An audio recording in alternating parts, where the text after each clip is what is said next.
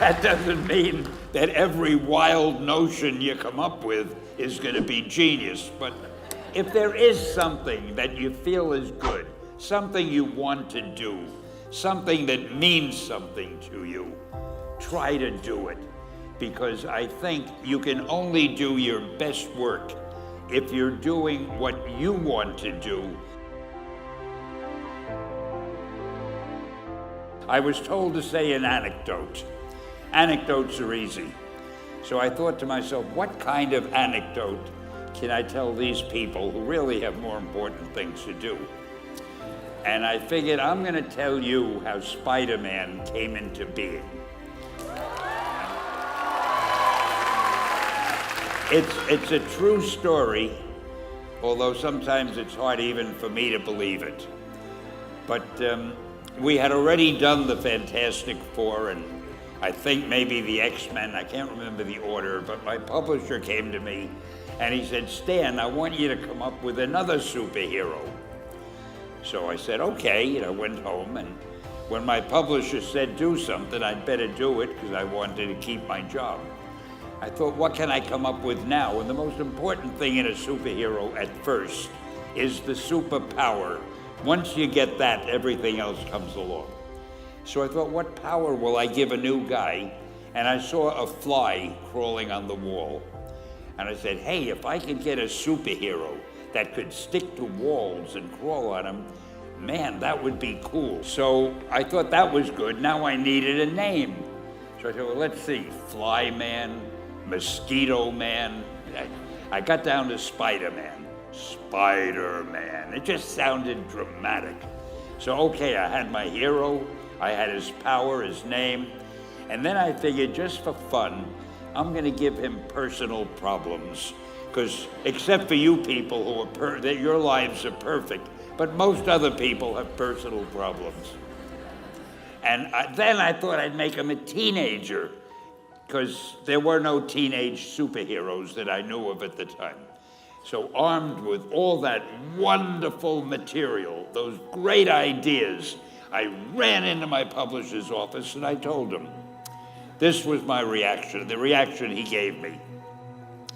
Stan, that is the worst idea I have ever heard.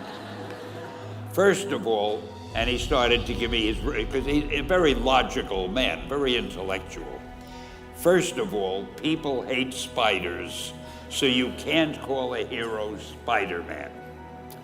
You want him to be a teenager? Teenagers can only be sidekicks. And you want him to have personal problems? Stan, don't you know what a superhero is? They don't have personal problems. Well, I left the office disappointed, but obviously a much wiser man. And I couldn't get Spider-Man out of my system. So we were about to kill a magazine. I think it was called Amazing Fantasy. It wasn't selling well, and we were sending the last issue to press. When you do the last issue of a magazine, nobody cares what you put in it because the book is dying. Just to get it out of my system, I put Spider-Man in Amazing Fantasy, featured him on the cover, forgot about it. A month later, all the sales figures came in. My publisher came racing into my office. Stan, you remember that character we both loved so much, Spider-Man?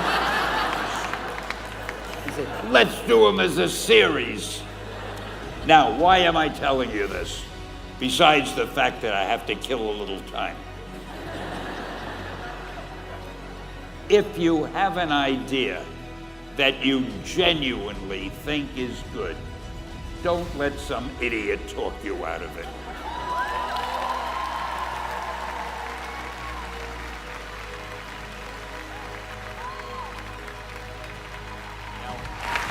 That doesn't mean that every wild notion you come up with is going to be genius, but if there is something that you feel is good, something you want to do, something that means something to you, try to do it, because I think you can only do your best work if you're doing what you want to do, And if you're doing it the way you think it should be done, and if you can take pride in it after you've done it, no matter what it is, if you can look at it and say, I did that, and I think it's pretty damn good, that's a great feeling.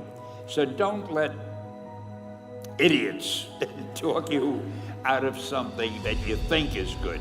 Kami mohon bantuan teman-teman untuk subscribe dan like video ini agar bisa menjangkau lebih banyak orang lagi. Setiap dukungan dari teman-teman sekalian akan sangat berarti buat kami. Selamat menikmati konten dari kami. Semoga bermanfaat.